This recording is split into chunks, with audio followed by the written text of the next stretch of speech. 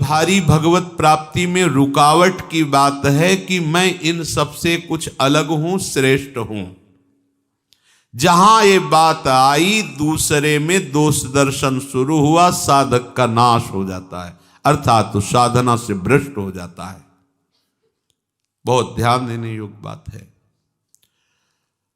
दूसरों में अपने आराध्य देव को देखकर अपने में सदैव सेवक भाव रखना, सबको मन से प्रणाम करना, दूसरों को तुच्छ मानना, दोषी मानना, अपने को गुणवान और श्रेष्ठ मानना, ये परमार्थ के पथिक के मार्ग में भारी रुकावट है, वो आगे नहीं बढ़ पाएगा। अगर एक छोटी सी ऐसी वृत्ति हो तो उसका त्याग कर दो। सब में प्रभु हैं, वो स्वांग कर रहे हैं, कहीं अच्छे का कहीं बुरे का। आप स्वांग के दृष्टा हैं, आप उसको देखिए, स्वांग को स्वांग की तरह देखिए कि ये जो सामने दुराचारी का स्वांग कर रहा है, ये दुराचारी नहीं है। इस माया नाटक मंच पर मायापति ही ऐसा नाटक कर रहा है, इस स्वांग कर रहा है, कभी वाराह का, कभी कच्छप का, कभी नृसिंह का, कभी राम कृष्ण विविध रूपों, और फिर चराचर जगत का। ये वही स्वांग कर रहा है। दूसरा, वो अपने आप से अपने आप का विस्तार कर लेता है, अपने आप में अपने आप को समेट लेता है। इसलिए सबको प्रणाम करो। गोस्वामी तुलसीदास जी, सिय राम मैं सब जग जानी, करहूं प्रणाम जोर जुग पानी। सबको प्रणाम। सर्वान वस्तुतया निरीक्ष परम स्वाराध्य बुद्धिर्मम। मेरे आराध्य देव ही सब रूपों में स्वांग कर रहे हैं। उपासक किसी को भी ऐसे वचन, ऐसी चेष्टा ना करे कि उसके हृदय को पीड़ा पहुंचे। विद्या के अभिमान में, त्याग के अभिमान में, भजन के अभिमान में, धन के, जाति के, साधना के, भक्ति के, ज्ञान के किसी अभिमान में आकर किसी को ऐसी चेष्टा, ऐसे वचन ना बोले। परुख वचन कबहु न कहाय, कि वो अंदर से दुखी हो जाए और सोचे कि मैं किसी योग्य नहीं हूं ना, इसलिए तो बड़े हैं इसलिए गए आप। अगर वो हृदय से दुखी हो गया तो वहीं बैठे हुए हैं प्यारे, उनको ताप पहुंचेगा, उनको ताप पहुंचेगा तो आप सेवक कहां रहे, उपासक कहां रहे। अपने आराध्य देव को कष्ट पहुंचा रहे हैं, उनके प्रतिकूल चल रहे हैं, तो आप उपासक कहां रहे। सावधान। भजन करना कठिन, करके बचाना कठिन, बचा के पचाना कठिन। पच गया तो सिद्ध हो गए। ये भजन के भारी विघ्न हैं, इसलिए सावधान रहो। कभी इस तरह का कोई अभिमान भक्ति का, भजन का, ज्ञान का, विद्या का, धन का, रूप का, महत्व का बिल्कुल नहीं छू जाना चाहिए। अगर आपको ऐसा कभी लगे तो उसकी पहचान है, जब दूसरों में हे भाव होने लगे तो समझ लेना आपको अभिमान आ गया है। जब दूसरों में अपने से तारतम्य मिलाने लगे कि मेरे में तो ये गुण है, देखो इसमें ये दोष है, तो आपको अभिमान आ गया है। भक्ति महारानी कैसे टिकेंगी आपके हृदय में। विद्या रूप महत्व कुल धन यौवन अभिमान सट कंटक देखे, जहां राहे न भक्त निदान। ये बड़े बड़े कांटे हैं, इन पर भक्ति महारानी कैसे सुकोमल चरणों से चलकर तुम्हारे हृदय में आएंगी। नहीं आएंगी। अभिमान छू न जाए। वृंदावन ई विधि बसे तज के सब अभिमान, यही सब अभिमान। उपासक को अभिमान से दूर रहना चाहिए। कभी ऐसी कोई बात अपने में दिखाई दे सद्गुण की तो समझ लेना अभिमान आ रहा है। प्रभु को पुकारो कि नाथ संभालो, ये अभिमान आ रहा है, वही ठीक कर देंगे।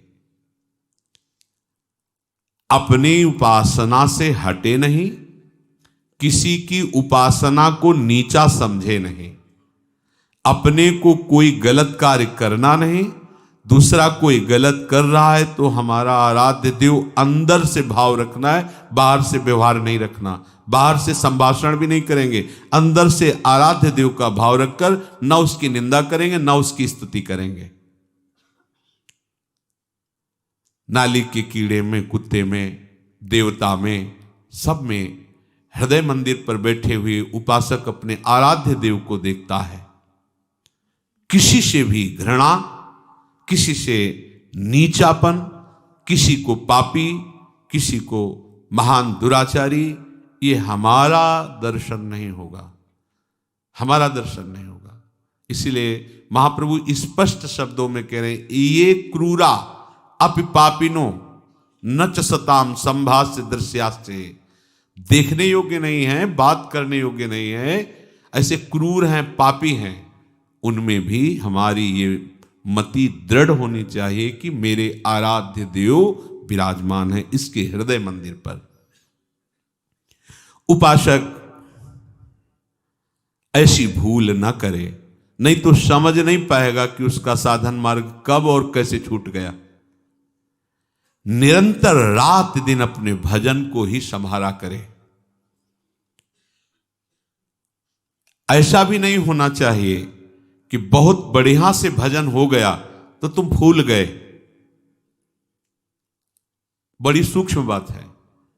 बहुत बढ़िया आपका दिनचर्या चल रहा है, कई घंटे भजन हुआ, अब आपका मन धीरे से आपसे प्रार्थना करेगा कि देखो इतने घंटों से भजन कर, थोड़ी देर का अवसर दे दीजिए, थोड़ा हंस खेल लीजिए, थोड़ा मनोरंजन कर लीजिए, थोड़ा घूम लीजिए, इधर उधर देख लीजिए।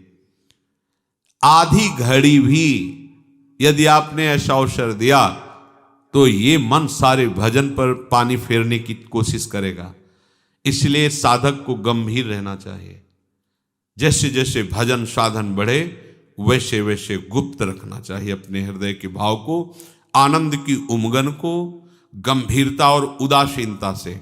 उदासीन अति रही गोसाई, बाहर से ऐसा लगे कि ये तो एकदम ना हंसता है ना बात करता है, ऐसा उदासीनता, गंभीर, अंदर आनंद उमड़ रहा है, बाहर से गंभीर, भ्रकुटी तनी हुई, शांत। ये भजन की सुरक्षा है। बहुत सुकोमल पौधा है, आसपास कांटे की बाड़ लगाई जाती है, वो बाड़ अगर मजबूत लगी रही तो पौधा वृक्ष बन जाएगा। वृक्ष बन जाएगा तो कुछ हानि होने वाली नहीं, हजारों लोग विश्राम पाएंगे उस वृक्ष के नीचे। ऐसे अभी भक्ति का पौधा अंकुरित हुआ है। माया रूपी बकरी अगर चर गई तो अंकुरण नहीं हो पाएगा।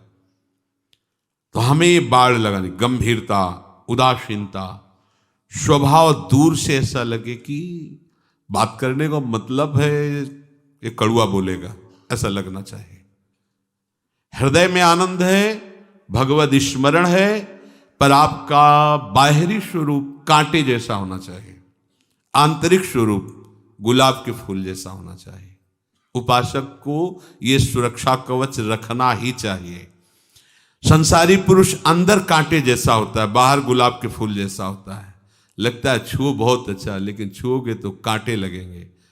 उपासक बाहर से कांटे जैसा, एकदम उदासीन, स्पृहा रहित, निरपेक्ष, लेकिन अंदर वो अनुराग रस से भरा हुआ है। कोई उसके अंदर का अगर स्पर्श पा जाए तो निहाल हो जाए। तो साधक को, साधु को आधी घड़ी के लिए भी आनंद में फूल करके कोई बर्ताव नहीं करना चाहिए। बहुत सुंदर। अब वो उसी समय कोई ऐसी बात करवा देगा, ऐसा दृश्य दिखा देगा कि वो जो भजन से आपकी आंतरिक उन्नति हो उसे रोक देगा, वो आगे विषय चिंतन कराने लगे। ये बहुत सावधानी की बात। एक क्षण में पूरे चिंतन को बदल सकता है, पूरे चिंतन को। एक वृत्ति आपको गिरा सकती है, एक वृत्ति, एक दृश्य। मछली की क्रीड़ा को देखकर इतना बड़ा महात्मा जो जल को स्तंभन करके जल में समाधि लिए हुए वो मानधाता की पुत्रियों से ब्याह करता है। बहुत सावधानी की जरूरत है। प्रायः यही देखने को मिलता है कि उपासक सत्संग भी करता है, पाठ भी करता है, नियम से भजन भी करता है, पर वो सावधान नहीं रहता है। ध्यान दीजिए, ये महापुरुषों के वचन हैं जिन्होंने भगवत साक्षात्कार किया है। प्रायः यही देखने को मिलता है कि उपासक साधक सत्संग भी करता है, पाठ भी करता है, भजन भी करता है जो उसका नियम है, पर वो सावधान नहीं रहता। वो विषय सेवन की छूट भी दिए रहता है, असाधन भी करता रहता है। जितना भजन के लिए सावधानी चाहिए वो सावधान नहीं रहता, वो महत्व नहीं समझ पाया, वो विषय सेवन में गिर जाता है। इससे क्या होता है, भजन का संस्कार उसको ऊपर नहीं उठा पाता है, वो उसी धरा पे बना रहता है।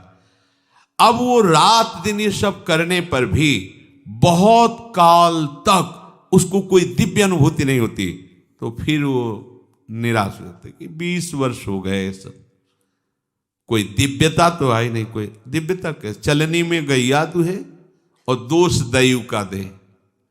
असाधन कर रहे हो तो साधन कैसे तुम्हारे समझ में आवे। ये भागवतिक साधन है, ये तभी समझ में आएगा जब सर्वतो भावेन एक रस में आ जाओगे। भजन महल से निक्षत नाही, रात दिन भजन में कामना ममता वासना सब जलकर भस्म हो गई, आनंद की बाढ़ आ जाएगी। पर आप क्या करते हैं, साधन भी करते हैं और असाधन भी करते हैं। असाधन छोड़ना होगा, कई बार बताया है। आप कोई ऐसी चेष्टा मत करो जो असाधन है, जानते हो आप ऐसी चेष्टाएं करते हुए, अगर हमारी बात को याद रखना, यौवन अवस्था में आप अपने को नहीं संभाल पाए तो वृद्धावस्था की आस छोड़ दो कि आप भजन कर लोगे और संयम में रह लोगे। ये बात याद रखना। अगर यौवन अवस्था में आप अपने को संभाल ले गए तो तुम्हें कोई भ्रष्ट नहीं कर सकता।